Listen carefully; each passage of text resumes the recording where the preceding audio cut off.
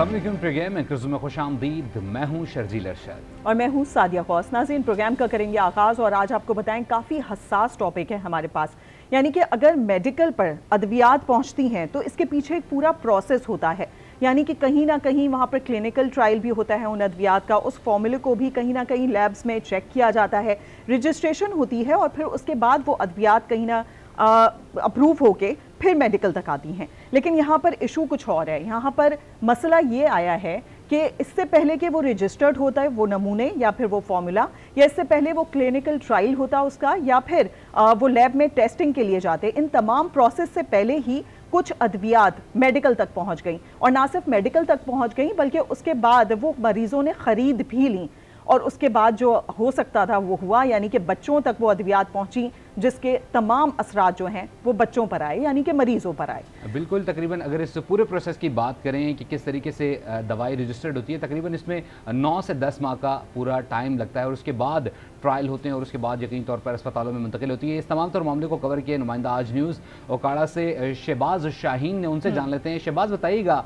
यकीनी तौर पर ये अभी मंजूर भी नहीं हुए थे फार्मूला और उसके बावजूद ये 90 लाख तक की दवाई खरीदी गई और मुख्तलिफ अस्पतालों में पहुँचाई गई है। सो बताइएगा ये प्रोसेस कैसे शुरू हुआ और हेल्थ ऑफिसर ने बगैर इजाज़त के किस तरीके से दवाई पहुंचने की इजाज़त दी? जी, थैंक यू वेरी मच। महकमा सेहत उकाड़ा की जानिब से ड्रग टेस्टिंग लेबोरेटरी से फेल होने वाली अद्वियात की अस्पतालों को सप्लाई की जाने वाली अद्वियात का बड़ा स्कैंडल जो है वो मंजर आम पे आज न्यूज लेके आया है। अस्पतालों और बुनियादी हेल्थ मराकज में मुजर सेहत अद्वियात की तकसीम मरीजों को दी जा रही है। महकमा सेहत को मिलने वाली मुजर सेहत अद्वियात की रकम DTL की रिपोर्ट से पहले ही अदायगी भी कंपनियों को कर दी गई। इस मकरू धंधा में CO हेल्थ ऑफिस के अफसरान, क्लरिकल स्टाफ और स्टोर जो मेडिसिन का स्टोर कीपर है, ये मुबैना तौर पर इसमें मुलव्वस हैं। और यहाँ मैं आपको ये भी बताता चलूं कि सप्लाई की गई ज्यादातर फेल शुदा अद्वियात अस्पतालों से मरीजों को तकसीम कर दी गई है।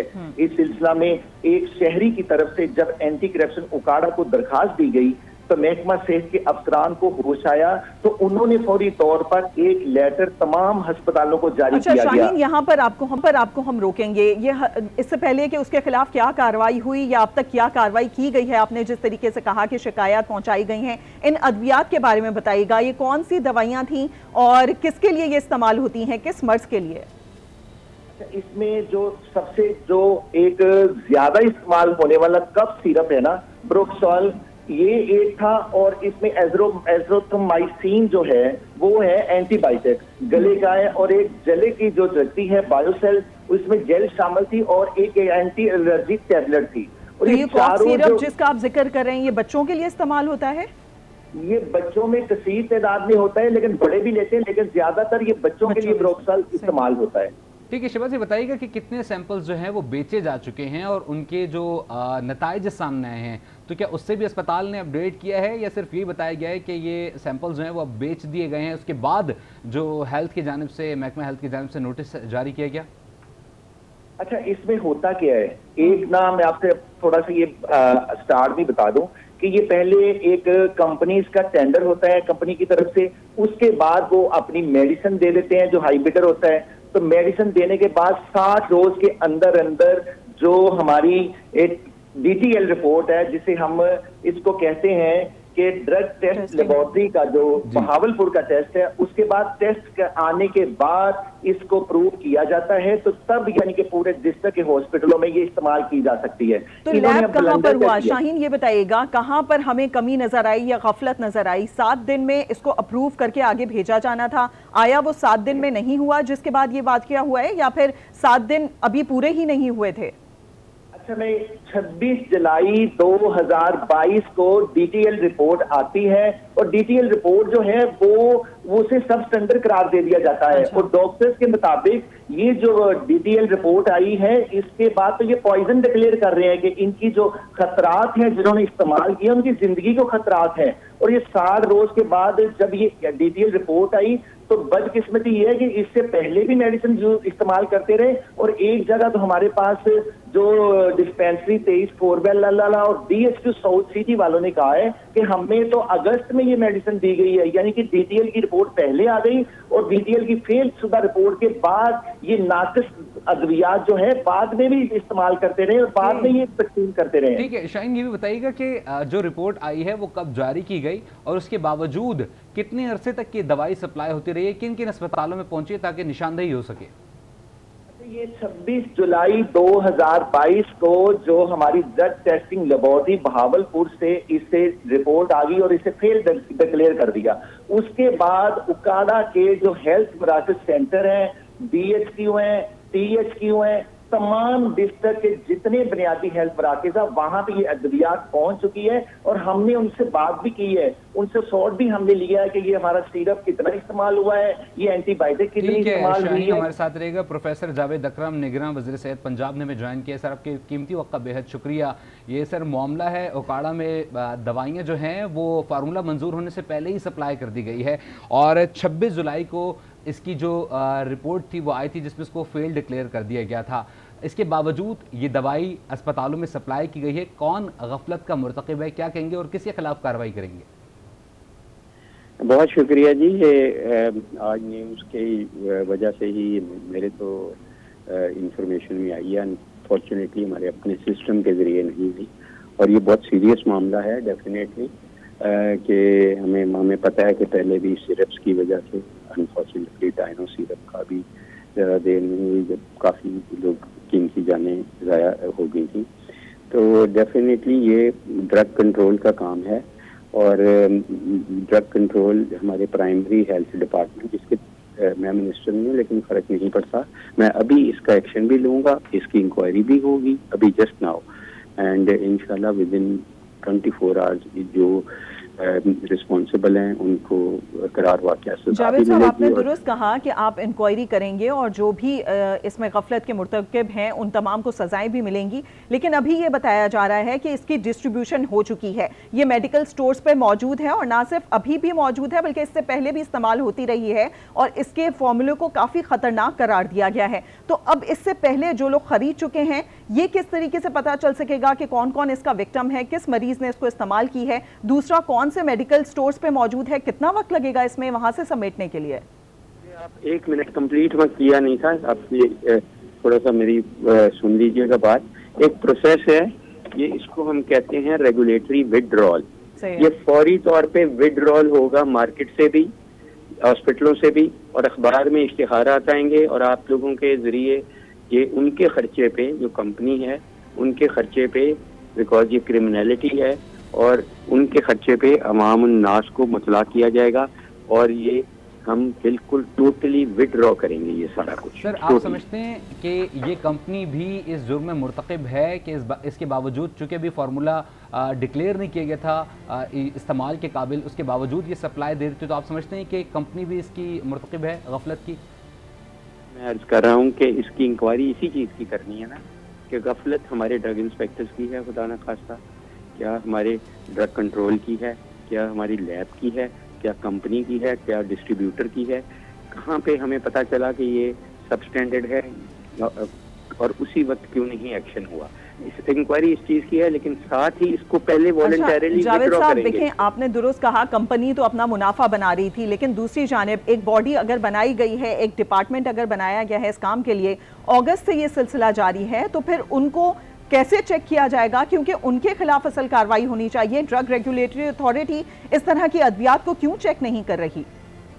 मैडम मैंने आपको बताया ये प्रोविंशियल मैटर है, ड्रग रेगुलेटरी अथॉरिटी तो लाइसेंसिंग करती है और मैंने आपको अरबी अर्ज किया है कि मैं इस फोन के बंद होते ही डीजी ड्रग कंट्रोल को फोन करूंगा और ये एक्चुअली ये मेरा डिपार्टमेंट नहीं है, लेकिन doesn't matter, that doesn't matter. लेकिन सर आप वज़ीर सेहत हैं पंजाब के, आपसे आवाम तवक्को रखती है कि आप अच्छे इक़दाम करेंगे और यही तवक्को की जाती है कि उन अफराद के खिलाफ भी कार्रवाई होगी जो इसमें मुलव्विस हैं। सर चीन में एक मामला 2008 में आया था, वो गफलत की वजह से जो गैर मयारी दूध था उसकी वजह से 3 लाख बच्चे सर मुतासर हुए थे।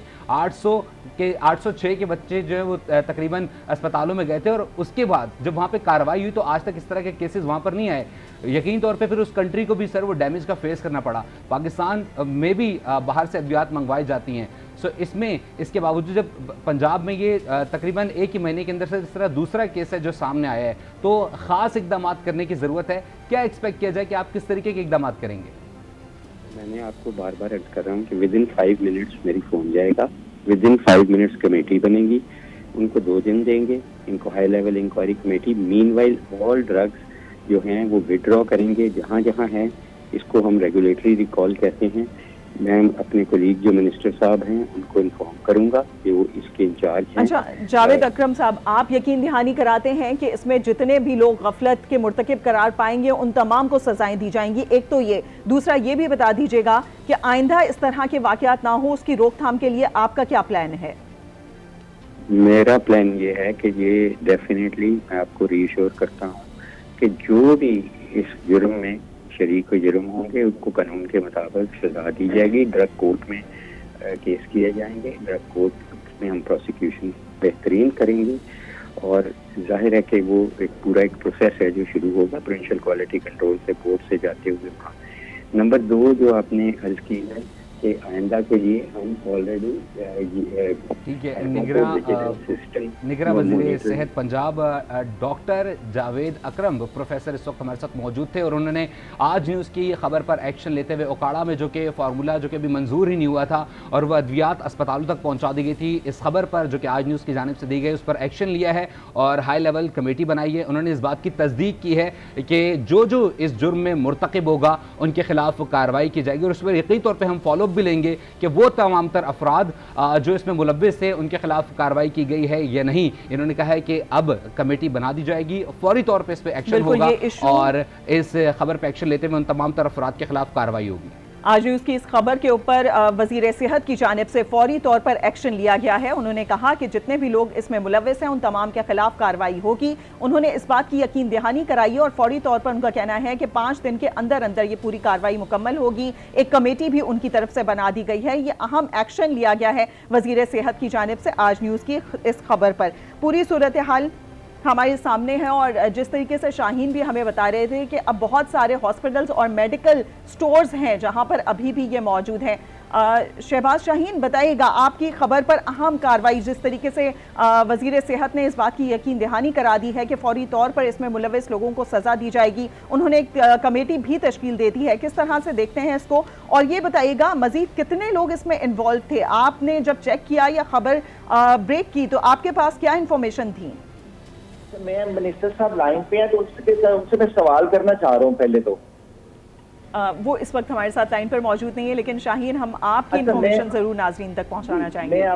मैं यहाँ आपको ये बताता चलूँ कि DTL की जब रिपोर्ट से पहले जो है वो पेमेंट नहीं हो सकती। पहली बात, उस पर कौन कौन शामिल है? उस पर CO हेल्थ शामिल है, अकाउंटेंट शामिल है, जो स्टोर कीपर मेडिकल का है वो शामिल है। इवन के मैं आपको ये बताऊं कि जो डिस्ट्रिक्ट अकाउंट ऑफिस है जिन्होंने चेक जो जारी करना होता है उस पे भी एक DTL का परफार्मा आता है। जब तक DTL की रिपोर्ट क्लियर ना हो उस वक्त तक तो पहली बात मैं ये बताऊं कि चेक क्लियर हो ही नहीं सकता।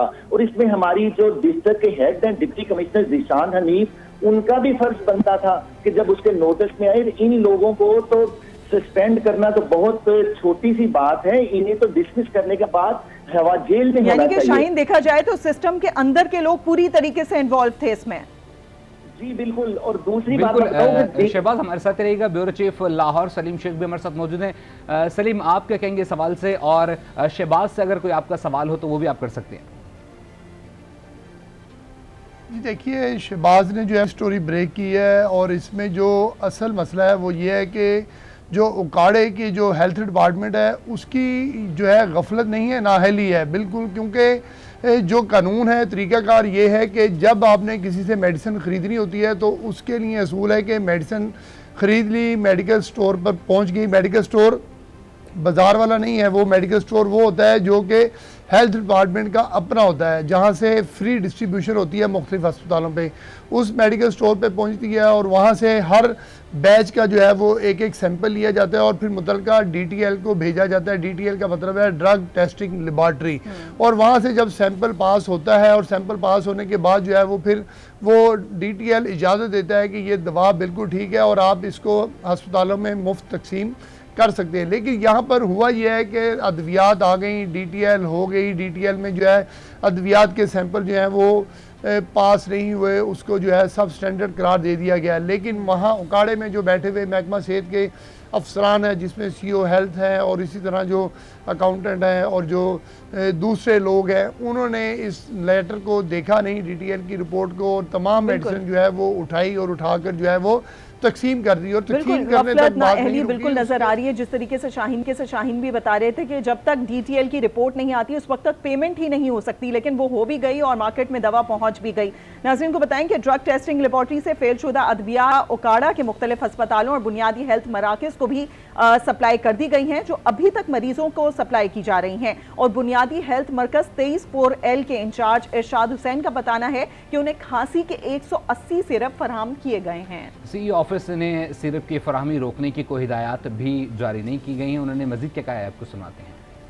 ये अजीज तो भाई सी शरबत 180 मुझे मसूल हुए हैं दफ्तर से, और उसमें से 30 यूज़ हो गए हैं, जबकि बाकी 150 मेरे पास मौजूद है। और इस शरबत को यूज़ करने के लिए या ना करने के लिए दफ्तर से किसी किस्म का कोई इंफॉर्मेशन नहीं आई। हमें दफ्तर वालों ने बिल्कुल नहीं रोका है, उन्होंने कहा है कि आप इसको यूज़ कर सकते हैं। जो ये 30 यूज़ हुए हैं वो मैंने OPD में बच्चों को वो दे दिए हैं और OPD में वो यूज़ हो चुके हैं।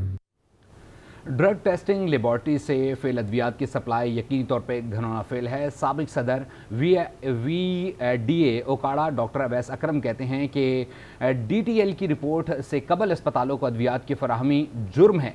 इन अद्वियात के रिएक्शन से इंसानी ज़िंदगी और सेहत भी मुतासर हो सकती है। उन्होंने आज न्यूज़ से बात करते हुए मज़ीद क्या कहा, ये आपको सुनाते हैं।